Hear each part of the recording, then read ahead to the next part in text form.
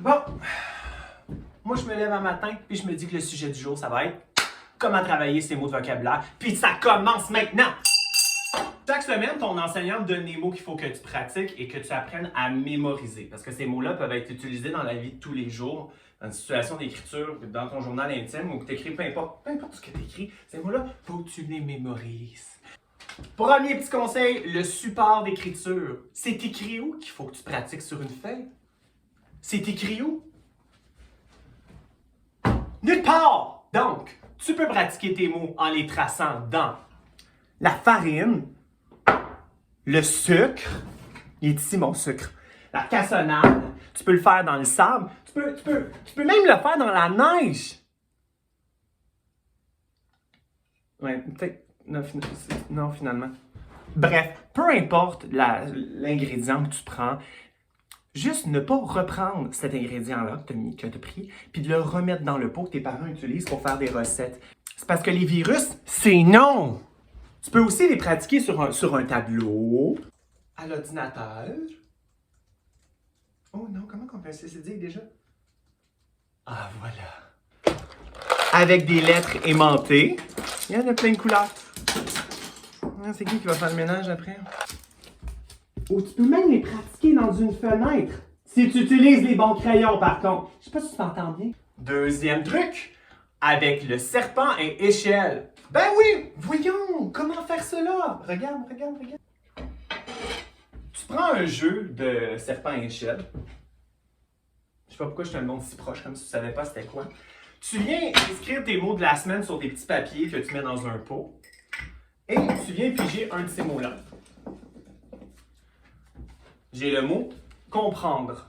Je dois donc l'épeler et l'avoir du premier coup. C-O-M-P-R-E-N-D-R-E. J'ai réussi. Alors, j'avance mon jeton selon le nombre de lettres qu'on retrouve dans mon mot. C-O-M-P-R-E-N-D-R-E. Donc, on joue pas de dés, on joue avec des lettres. Pas pire, hein? Le jeu du micro. Tu prends tes mots de la semaine, tu viens les enregistrer. Pas obligé d'avoir un beau petit micro comme le mien, mais tu peux le faire justement sur des enregistrements vocaux qu'on trouve sur un cellulaire, sur une tablette. Donc, tu enregistres tes mots en les éplant. Prends une feuille et tu viens retranscrire ce que tu entends. C-O-M-P. Ça va trop vite! Ah, mais je peux reculer, c'est vrai. La magie de l'enregistrement. Les lettres vedettes. Moi, quand je pratique certains mots, là, il y a des lettres particulières dans certains mots qui... Je sais pas pourquoi je garde mes lunettes. Il y a certaines lettres dans le mot qui ne me rentrent pas dans le coco.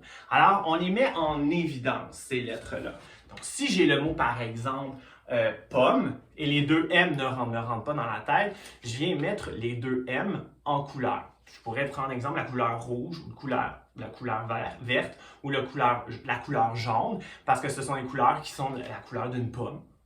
Je pourrais aussi pousser un peu plus loin. Par exemple, si j'ai le mot flamme, et là, flamme, je viens les mettre en rouge ou en orange ou en jaune, une couleur d'une flamme, de feu. Ça ne me rentre toujours pas dans la tête. Alors, ce que je vais faire, je vais venir créer une image à travers le mot. Je l'avais déjà fait ici sur un petit papier. M'en viens te le montrer. Flamme, tu vois? Donc, j'ai mis les deux M en couleur, mais en plus, j'ai créé des flammes. Respect de mon talent artistique, s'il vous plaît. Prochain truc, il est où? Ah oui! Je l'aime celle-là en plus. Le scribble. Sur une feuille, tu viens tracer une ligne à main levée en allant dans différentes directions. Il faut juste que tu gardes en tête que tu dois venir créer différentes petites bulles. Je commence. Ici. Oh, ça se tient mal. OK.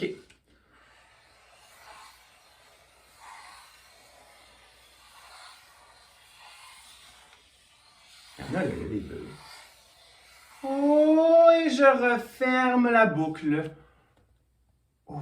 Mais ça ne s'arrête pas là, parce que jusqu'à présent, on n'a pas pratiqué les mots. Tu dois, dans chacune des petites bulles, recopier ton mot, mais avec une couleur particulière. Donc, chaque bulle va avoir sa couleur. Si j'ai le mot, par exemple, autobus, je viens réécrire, je viens d'écrire extrêmement mauve, le mot autobus, et je décide de le faire ici. Autobus. Autobus. Autobus. Ça, c'est une partie. Et là, à 3, 2, 1, ça donne ceci.